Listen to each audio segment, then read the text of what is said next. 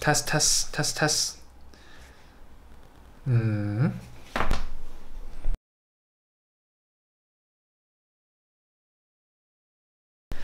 Hi guys, this is Victor. Long time no see. So as you guys know, my internet has some very difficult problems, so I can't do a online curation museum visit sort of thing with you guys. So I did this physical visit to a contemporary art museum in Beijing called the Hive Center for Contemporary Arts. And this museum is pretty unique because it's located in the central part of this zone called the 798 Art Zone. So this art dome is pretty unique in Beijing due to its history, its current, progressive reputation and stuff like that. So I'll take you through my day and then sort of this vlog and tell you more about the 798 Art Dome and the Hive Museum visit.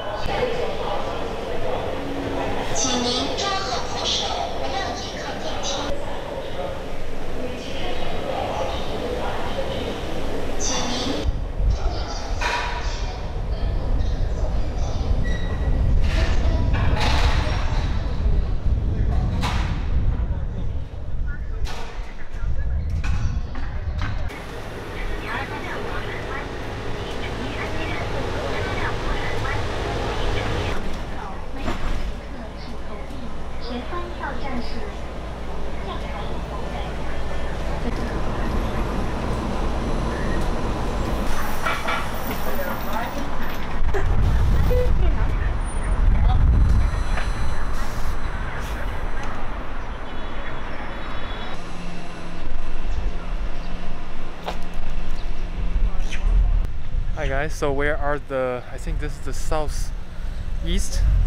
southwest. So where are the southwest gate of the 798 Art Zone? As you can see, there's this huge wall or fence sort of thing.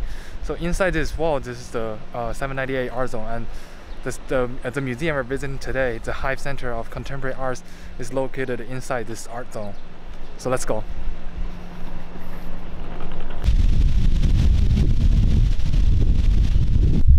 So the 798 Art Zone got its name from the number 798. It used to be, I think it was built in the 1950s.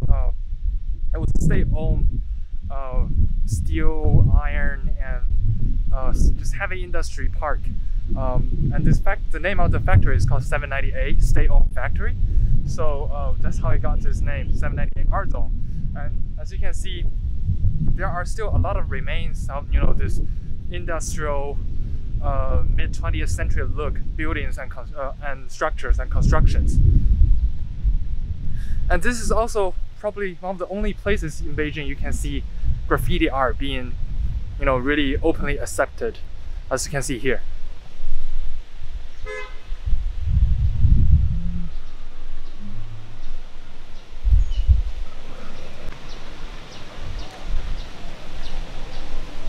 So now we're at the south entrance of the 798 Art Zone. And it's pretty unique, but I can't enter. So due to the coronavirus, although Beijing is now no longer alerted, we still need to wear a mask all the time in public spaces. And 这边不，那我该从哪里进呢？对对对，因为这个门还是关了。就这样出去，然后过去。这儿。往那边。哦，好的，谢谢啊。So as that guy told me, so due to the coronavirus and the pandemic control, most of the gates or entrance to the art zone are closed. So there are funneling people into, I think 2 gates. So the biggest 2 gates, so that people can get temperature checked and just make sure everybody in the park are healthy. So first of all, I want to introduce the 798 Art Dome. The name 798 Art Dome comes from the 1950s, when this area was not thought to be part of the Beijing metropolitan area. I mean, right now, the city has expanded and this area is definitely within the city. But at the time, it was sort of the outskirt or the suburb of Beijing. And in the 1950s, there was this project going on sponsored by the former Soviet Union and East Germany. They sponsored, put a lot of money and effort into it and designed a sort of this industrial park. They make electronic components, iron, steel, and just, heavy industrial. As the time goes on and China and Beijing government sort of abandoned that place, and that place became sort of this ruined stage with nobody really using it. And I think I was looking it up in 2002. There's this particular American artist named Robert. I wasn't able to find the last name, but this guy went to this area and he wanted his own studio and stuff like that. And he rented a whole factory space for really cheap. And a lot of people followed his footsteps because, this low cost living condition especially for artists, because they need a lot of large spaces and their income isn't particularly high. So they need a space where they can create art and also live there for a limited span.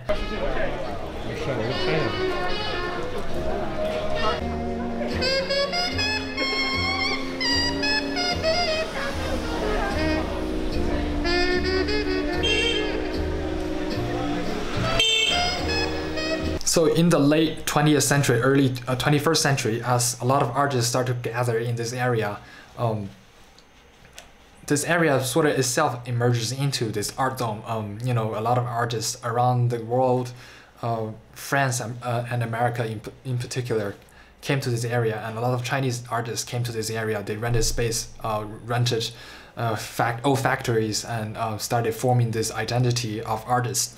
So if you go in there, it definitely feels really artsy, but with elements of factories and stuff like that. For example, I feel like a lot of contemporary art museums are built after the abandon of formal factories, such as the Athens National Contemporary Art Museum. It was a formal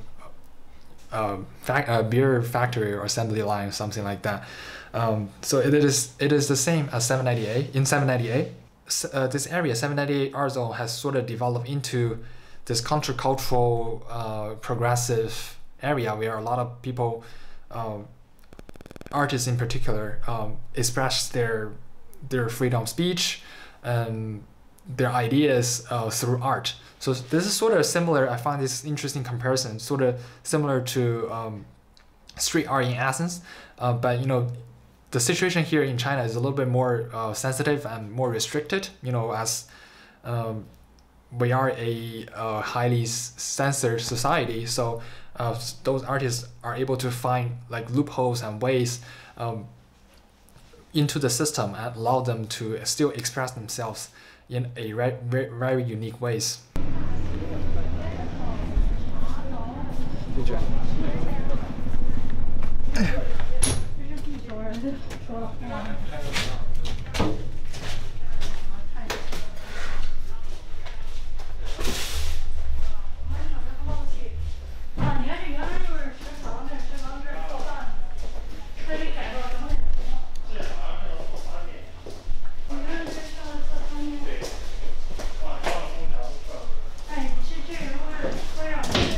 So I can show you in this this current exhibition going on in the Hive Center for Contemporary Art, called "Being Evil," or "Evil Beings."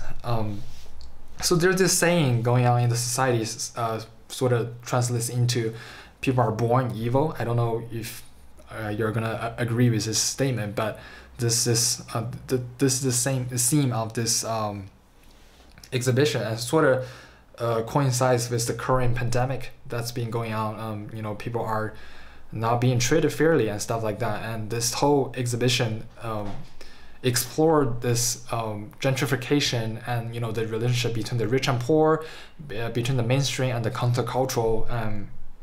I will take you through all the exhibitions and talk about some of the pieces in depth. So we are at the entrance of the Hive Center for contemporary art.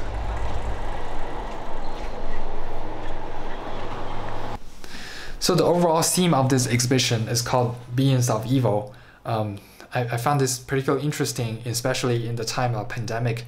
This sort of countercultural, anti-society almost. I was thinking maybe more about like Dadaism after World War II, where people are, in this countercultural, hopeless state of mind.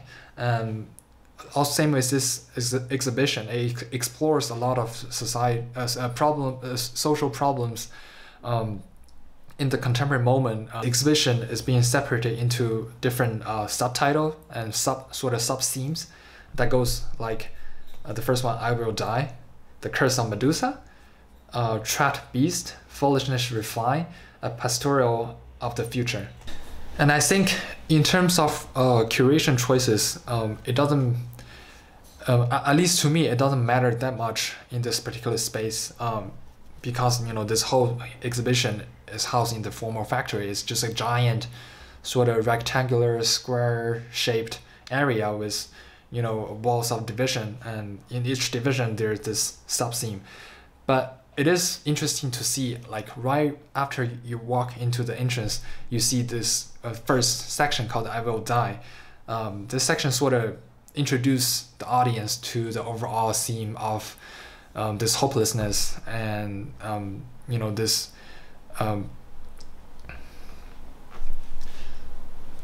hopelessness and this sort of almost Dadaist like thinking of the current moment and the current society, either asking for social change or pointing at a social phenomenon, gentrification, inequality, and stuff like that.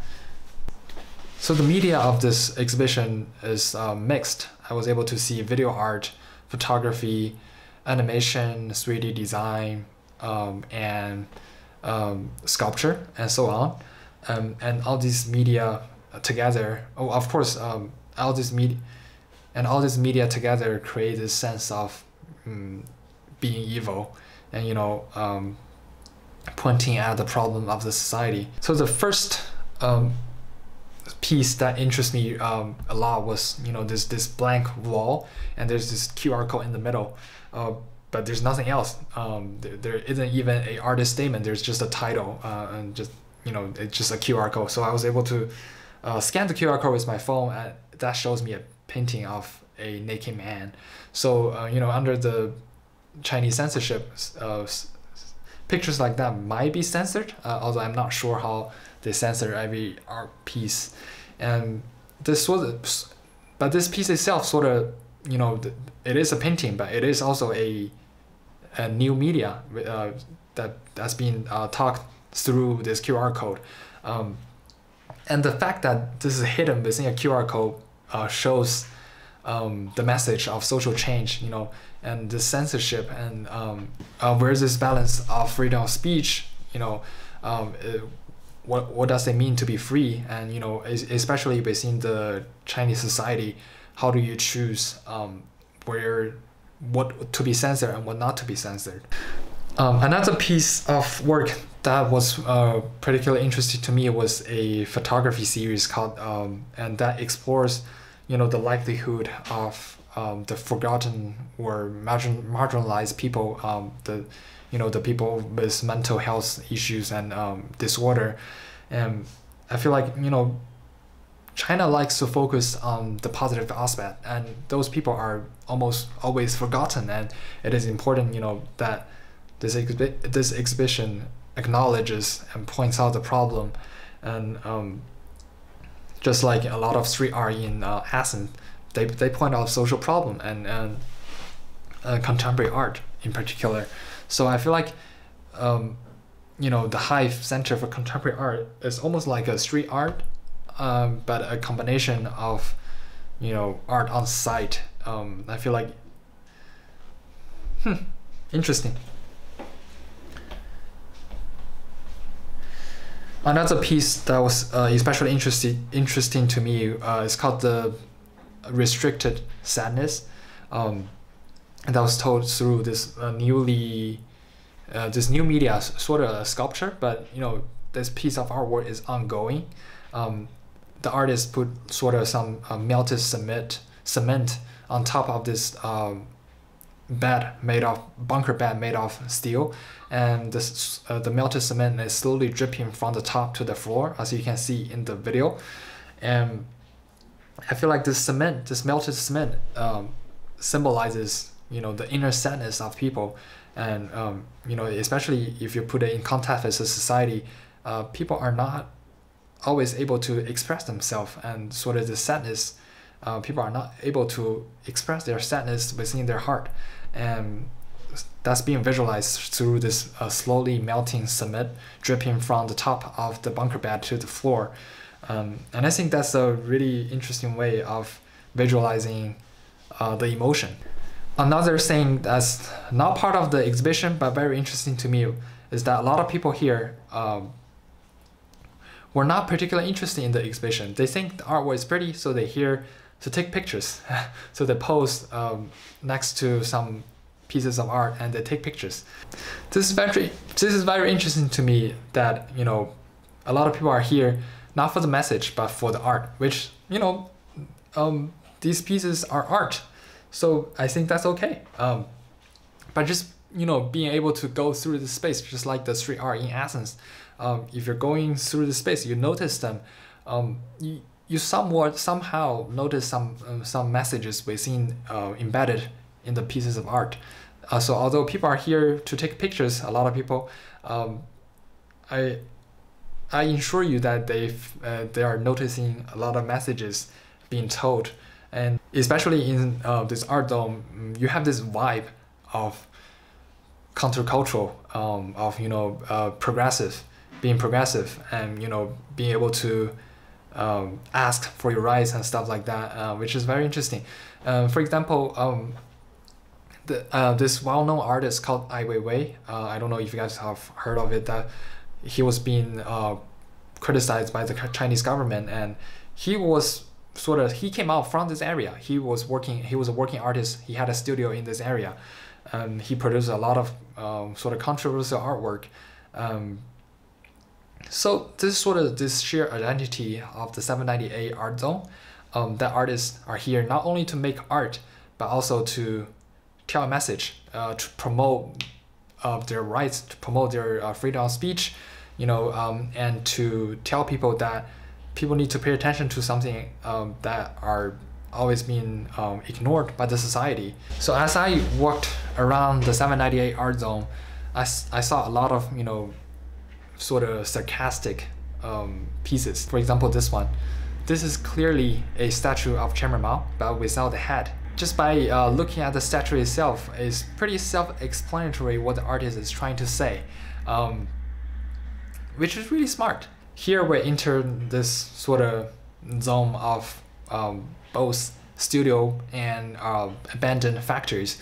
As you can see here, that's basically untouched remains of the old factories, and a lot of people are go in there and take photos and post themselves. That itself is a process of art creation, and also a natural space of art curation. As you know, this is basically curating Beijing, and people are here. They're engaged in the art making. They're viewing. They are here as tourists. They're here as audience. They're here as artists. So everybody here, they are seeing art, but they're also making art themselves. I think this whole idea of 798 Art Dome is a huge. If you take a step back, go into the sky and look at this area from the sky. This whole area is a piece of art. As people are engaged, are being able to, as people are engaged, going in and out of this area. This is the ongoing project. This dome itself is people in it. This reflects this state of mind, especially, you know, Beijing.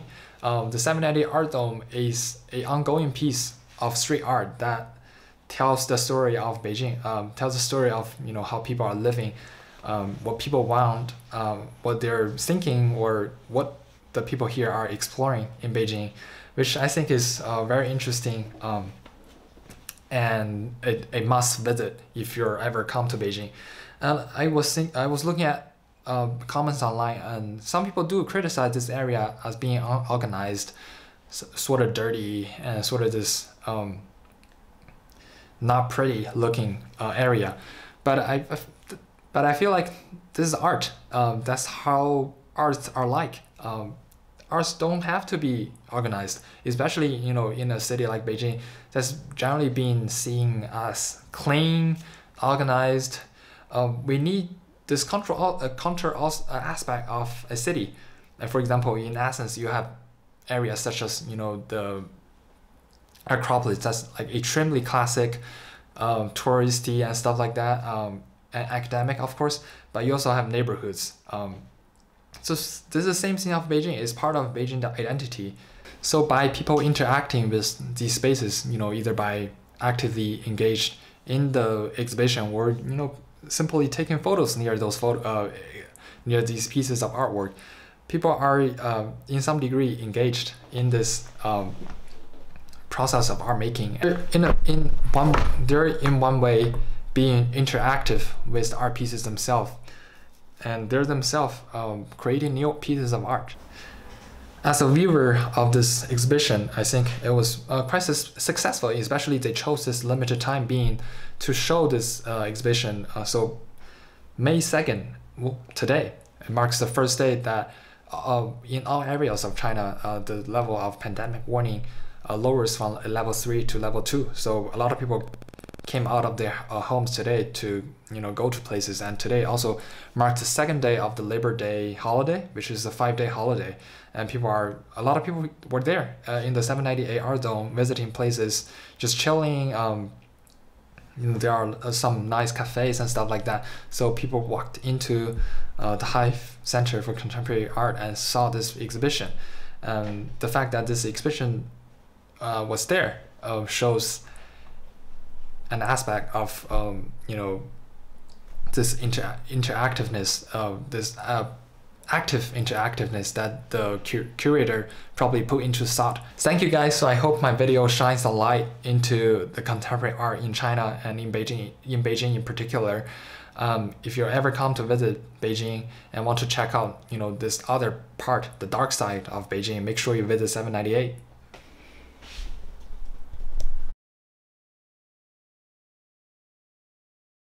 Hello. Test.